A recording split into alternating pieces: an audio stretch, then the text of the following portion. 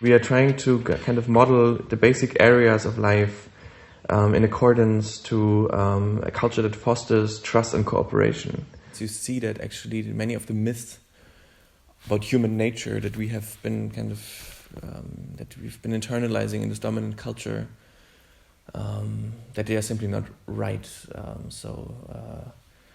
Violence is not necessary to keep order in society. War is not necessary to resolve conflict. Jealousy and fear is not necessary in relationships. It's not necessary to destroy some kind of being of nature and demean it as a pest. It's the social being that determines consciousness. And in a way, it's very true. If you live in a society that is oriented towards competition, use value, productivity, then on the social side and on the consciousness side, you develop competition, fear.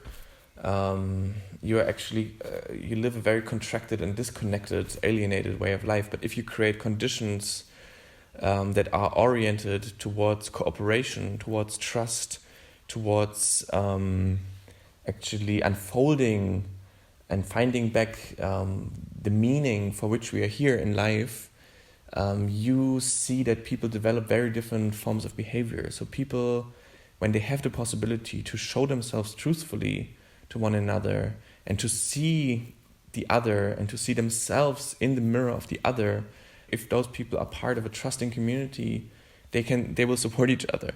So they are very different. So in a way, I think the biggest discovery of Tamera was that there is a different structure of reality that we can discover when we no longer follow the whimsies of this crazy culture, but we actually follow the question of why are we here as humanity? What is the dream that wants to unfold through us? We discover a different matrix of life. We call it the sacred matrix, whether it's climate breakdown or whether it's fascist resurgence or whether it's also the rise in addiction and suicide rates. I think all these phenomena are not separated from one another, but it's not like different crises intersecting somehow, but it's different symptoms of this one and the same fundamental root cause. And that is a civilization that is in contradiction to the very principles of thriving life. How is it possible that we are accepting and that we are thinking that a system that is really based on the ravaging of our natural home is the only one that's realistic? I mean, David Attenborough said this beautiful sentence: if you believe in infinite growth on a finite planet, then either you're a madman or an economist. If we want to change this deadly trajectory that we are on, we have to tackle kind of the underlying stories of the culture that we are living in. It defines the relation between masculine and feminine. It defines how it relates to eros. So if you look into each culture, those are the key places that make a culture either cruel or humane. We have been really fostering an attitude of separation and fear, whereas actually there is like when you think about love and sexuality, for example, we treat it now as a commodity, as it's filled with fear, with competition. But actually, if you think about it, this is a core realm of human desire, which is just, it is driven by this huge longing for unification, for transcendence, the belief that in the end love will result in disaster, eros will end in bloodshed. Those are still the mind patterns that we are conditioned by. Whatever we do to the outer is always a reflection of what is happening inside ourselves. It cannot be different.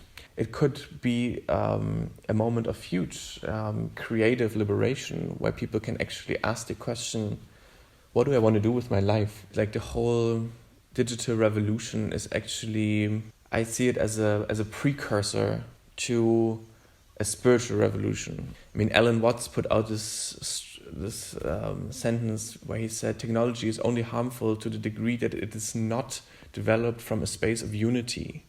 And if you see like how much digital technology kind of can unify the world, but at the same time it deepens the fragmentation, you see what a spiritual revolution is necessary to kind of handle the digital revolution responsibly and meaningfully.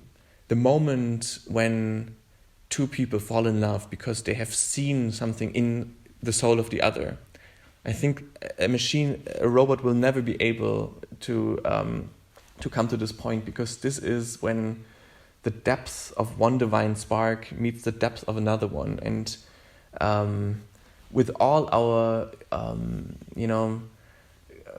grandiose idea of who we are as human beings, we are not able to play God in the way that we could codify that thing, because we are not even, with all our technical intelligence, we are not even closely conscious of what that moment actually is.